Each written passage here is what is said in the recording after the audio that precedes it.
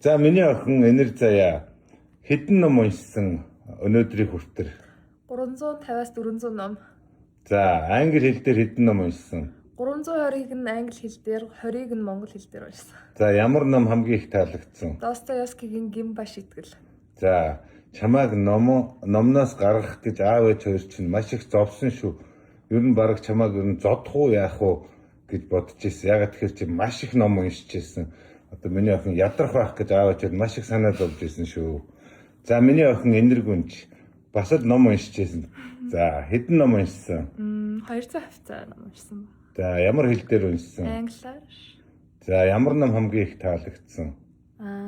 Монте Кристо. За чамайг бас ном уншаад байсан болохоор одоо номноос гаргах гэж аав ээж нь бас их зовсон шүү.